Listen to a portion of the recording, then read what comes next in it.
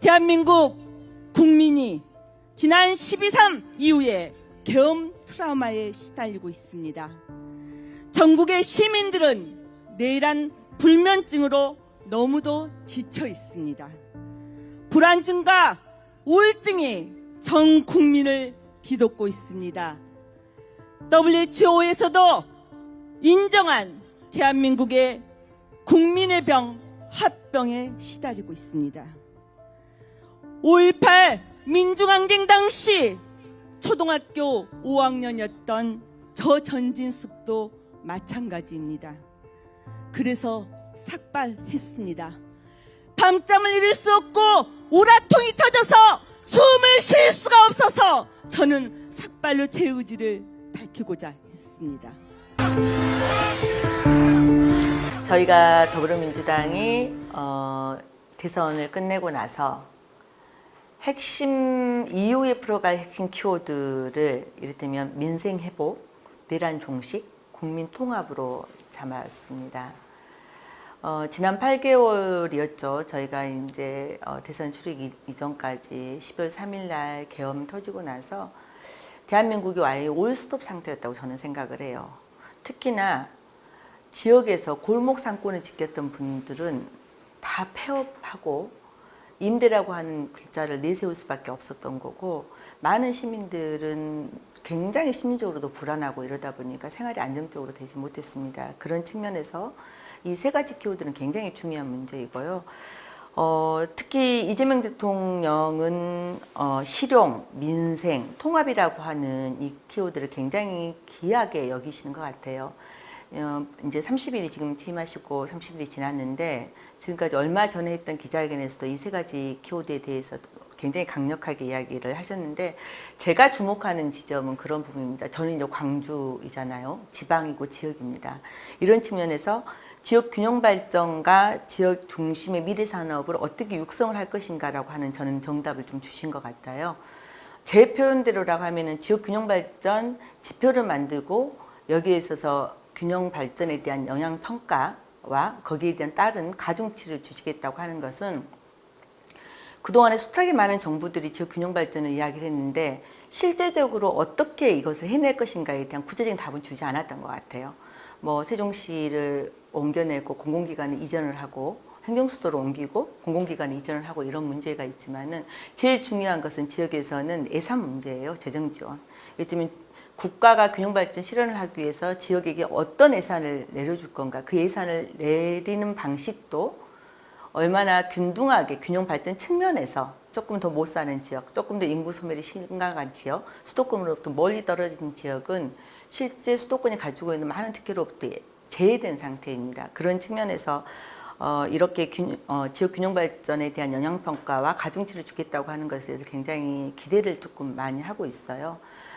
실제 이번에 추경 예산을 하면서 민생회복 소비 쿠폰을 지급을 했던 방식에 수도권보다는 지역에 조금 더 많이 지원, 지역에서도 인구 소멸 지역이 더 강한 지역에 5만 원 정도를 더 추가 지원을 했던 이런 문제는 앞으로 예산을 지원하는 데서도 마찬가지다. 그리고 또 하나 더 들여다볼 것은, 실제 지방비하고 수도에 있는 국비하고 지방비를 매칭을 하는 가운데 있어서 원래 처음에 추경을 시작을 했을 때는 수도권에서는 국비를 7대3 그리고 지방은 8대2 정도로 해서 20% 정도만 부담하고 그랬는데, 이거를 추경 과정에서 조정을 해서 2.5 그리고 1 이런 방식으로 규정을 했던 게, 이후에 이재명 정부가 지역균형발전 측면에서 지역을 먼저 고려하고 예산도 먼저 비례하겠다고 하는 것을 단적으로 보여준 일이라고 생각을 합니다.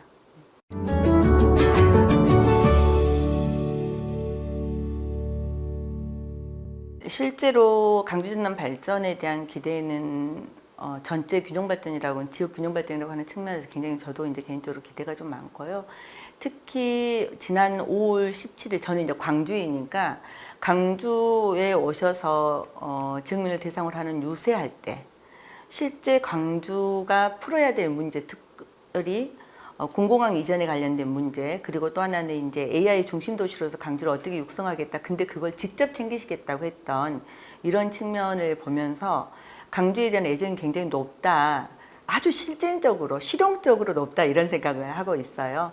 그래서 그렇게 봤을 때 특히 이제 광주를 말하면 전국에서 2025년 인구 이동 통계를 이렇게 보면은 광주가 순유출 인구가 굉장히 많습니다. 특히 청년대 30대 이하의 친구들이 제일 많고 전국의 유출 인구로 보면 광주가 1등이에요.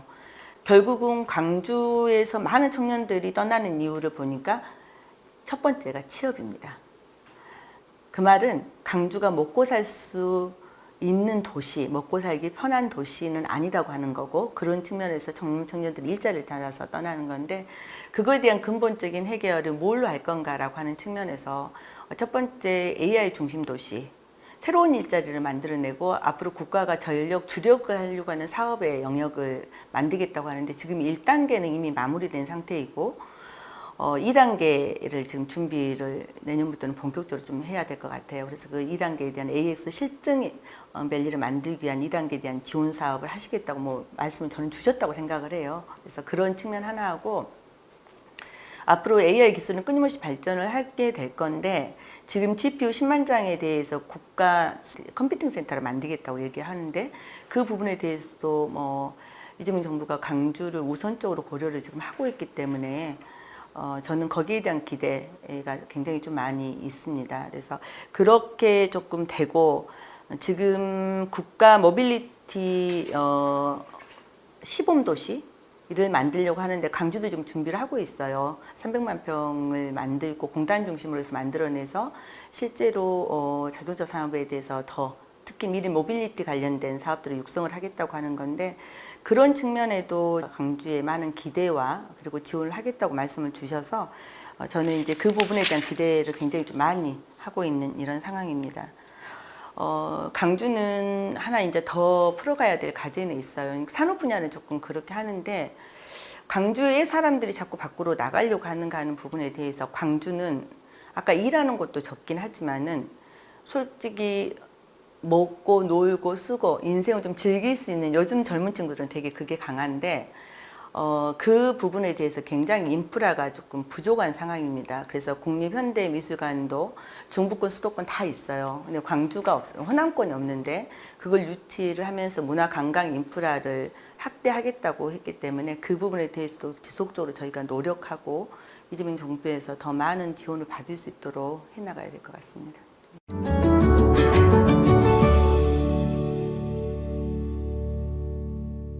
제가 말씀드렸던 것처럼 지역균형 발전을 이루는 데 있어서 예산에 대한 지원, 재정에 대한 지원이 굉장히 중요하다고 이야기를 말씀드렸는데요. 지금 지방교부세는 2006년에 개편된 이후에 여전히 19.24%, 내국세 총액의 19.24%만 지방교부세로 하고 있는데, 실제 재정 자립도, 재정 자주도 이런 부분들이 굉장히 취약한 지역으로부터는 지방비 부담에 대한 항상 문제가 좀 발생을 합니다. 그래서 이것을 상향 조정을 하는 것이 필요하다고 생각을 합니다. 그래서 국회에서도 이미 법 발의를 통해서 지금 내놓은 상태이고, 이 부분이 좀 국회는 국회대로 이 법을 통과시키기 위해서 노력을 해야 되고요. 정부에서도 아까 말씀드렸던 지역 균형 발전이라고 하는 영향 분석 통과 가중치, 이런 측면에서 저는 맞닿는 부분이 분명히 있을 것 같아서 이후에 지방소멸을 하는 데 있어서 핵심적인 요소는 여기로부터 출발할 거다라고 생각을 합니다. 그리고 이제 또 하나는 지금 공공기관에 관련된 이전에 대해서는 얼마 전에 30일 취임하셔서 특별한 아직 구체적인 계획은 발표하지 않았지만, 광주가 지금 한전이 이제 나중에 내려와 있잖아요. 근데 공공기관 이전을 하면서 새로운 도시를 형성을 하고 어쨌든 거기로부터 뭔가 지역 산업이 발전될 수 있는 근간을 만드는 문제이기 때문에 이 부분이 좀 더 신속하게 진행되었으면 좋겠다라고 하는 바람을 가지고 있습니다.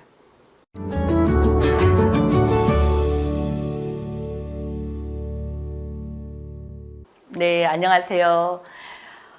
먼저 우리 광주 시민 여러분께 고맙다는 인사 먼저 드리고 싶습니다. 지난 긴 겨울 낮이라고 너무 고생하셨습니다. 그러나 그렇게 잘 버텨주시고 대한민국이 올바로 갈 수 있도록 늘 끌어주셔서 정말 저희가 이번 대선을 맞이하고 국민 주권 시대를 새로 열어가는 그 기점에 서 있는 것 같습니다. 저는 지금 더불어민주당의 원내 부대표로 민주당이 나아가는 길에 대해서 항상 고민하고 연구하고 이러면서 늘 시민들 그리고 민생 중심에 있는 민주당을 만들기 위해서 열심히 노력하고 있습니다. 우리 시민들께 저는 한 가지 부탁이 있습니다. 강주에 큰 인물이 없다, 호남에 큰 인물이 없다라고 이야기하시는데요. 저희 성장할 수 있도록 도와주십시오.